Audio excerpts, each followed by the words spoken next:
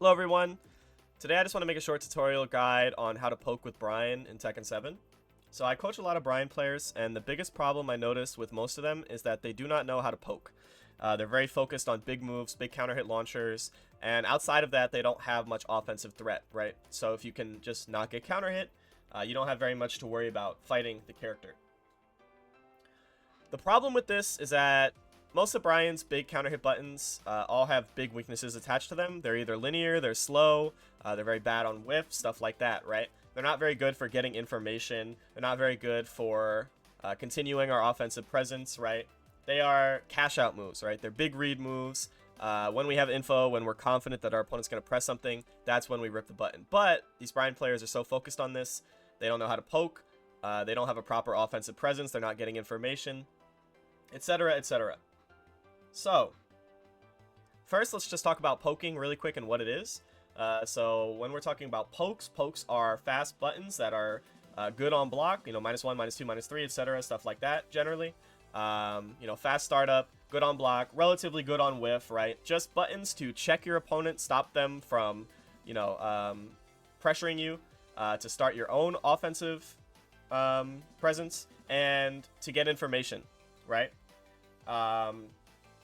By get information, we're generally talking about, you know, looking at how our opponent responds to those pokes and then using that information to decide how we go from there with using our pokes in the future. So Bryan's pokes are not traditional pokes. Like I said, traditional pokes are normally good on block. Bryan's main mid poke is -6 on block. His second best mid poke is I-14 rather than I-13, and it's -2 on block. But the bonus with these mid pokes is that they both have counter hit launching extensions, right? Obviously, down 4-2-3 and down 2-3. If our opponent presses anything after our down 4-2 or our down 2, they will get counter hit launched by the extension. However, most Bryan players focus way too hard on the counter hit launching extension, and they just do down 4-2, down 4-2, down 4-2, down 4-2-3, and that's the entirety of how they use that move, right? Same with down 2, same with whatever.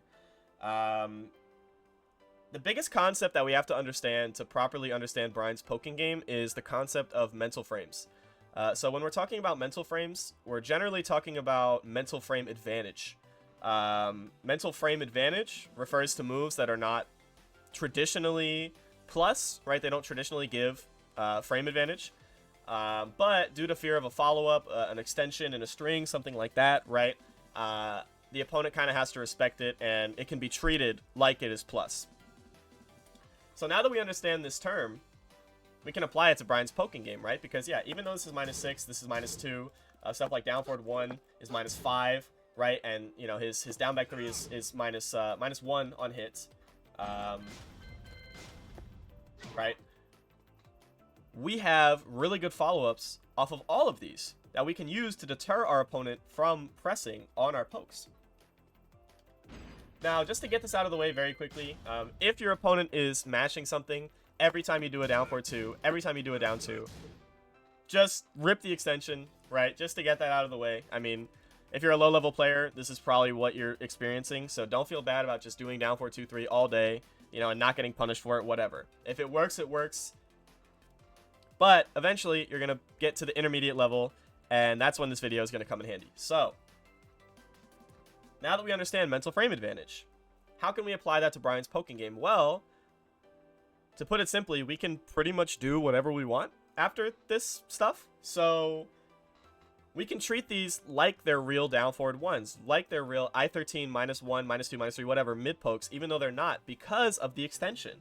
This is the big thing that mid-level Bryan players are not understanding, is that we can treat these like real down forward ones. You know, we can use them to check our opponent, you know, to get information on how they respond on block, right? To set up our own offense. We can use these in more ways than just focusing on the counter hit launching extension. Because if you don't have any sort of offensive presence after your down 4-2, why would your opponent even want to press into it in the first place? You understand what I'm saying? So we need to give them something to make them want to press into it. So how can we do that? Well, like I said, we can do pretty much whatever we want. Offensive sequences, right? Down 4-2 into down back 3. Our opponent has to play off of that situation, right? Down 4-2 into hatchet kick, right? I mean, our opponent has to play off of that situation. down forward 2 into down forward 1, you know, our opponent has to play off of that situation. So we're constantly just putting our opponent in these little situations where they have to make a decision. And a lot of times, against an intermediate player, their decision is going to be the same a lot of the time. So going back to that information gathering part, right? Let's say our opponent is just blocking after our DF2 every time, right? Okay, DF2 into down back 3, right? Now we can play this down back 3 situation, right?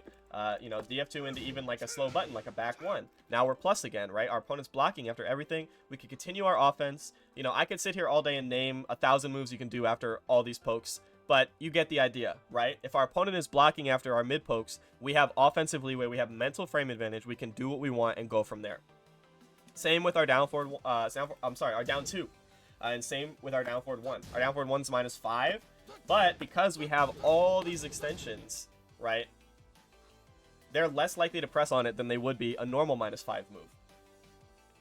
And even with down forward 1, these extensions are -10, but if our opponent is waiting for another extension, we still can do whatever we want, right? We can jab, we can continue our offense. Okay, we jab, now we're +1, right? Now I have, you know, I have control of the opponent, right? I can do whatever I want. So really focus on this, right? Really focus on looking at what your opponent is doing in response to your pokes, and then determining what's your next course of action. What's the efficient way to use the information gathered to make a good play, get damage, right? That's what the game is all about.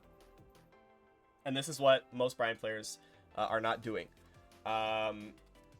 So, like I said, we can really combine these mid pokes with whatever we want, right? And that's what's going to make our opponent want to press into this follow-up. That's what's going to make us, in response, be able to continue using these like they're real mid pokes, because they're not traditional mid pokes, right? But because of the mental frame advantage, we can treat them like they are.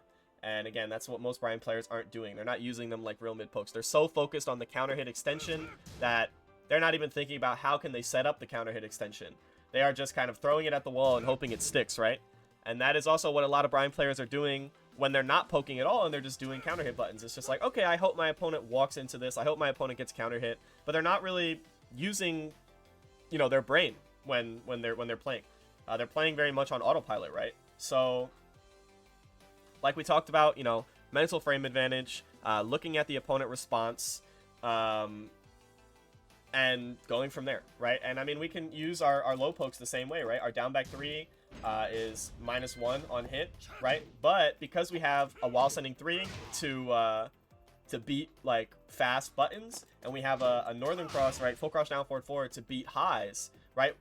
We have like a two-way mini game here, because this will trade with down forward 1s, and it will beat, you know, anything slower than that, anything slower than 13 frames, and this will beat jabs.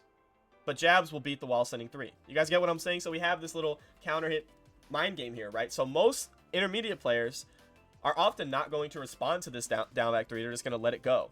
But if they're doing that, hey, I hit him with a down back 3. He did nothing. Okay, information gathering. Let's use that next time we do down back 3. Now I'm going to do down back 3 and a hatchet kick. You know, the offense can continue, right? I can keep controlling the pace, keep controlling the opponent because of mental frame advantage. Down back 3, hatchet kick. No, down back 3, back 1. Sorry, that was not a back 1, but you get the idea. Okay, now I'm doing all these crouch cancel buttons. They're mashing. Okay, now down back 3, while sending 3. This might sound like a lot, but really just focus on the idea of looking at the screen, looking at your opponent, right? And seeing how they're responding to your stuff, as opposed to just throwing stuff, you know, at the wind and hoping that it works. And also, we have other really good mid pokes that are not, you know, mental frame type moves. So we have like down back 2, right? Really good range, really good tracking, right? Really good situation on hit. It's +8, you know. We have like 1+2 safe homing mid, and then we have like down 4, 0 on hit, fast, right? Really good situation on hit because of the spacing, and it's only -11.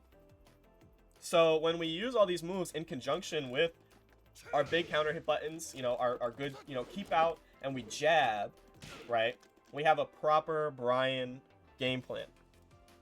And the last thing to touch on really quick is just the jab. You should be jabbing all the time with this character, because that's what's really going to set up a lot of your offense and a lot of your poking game.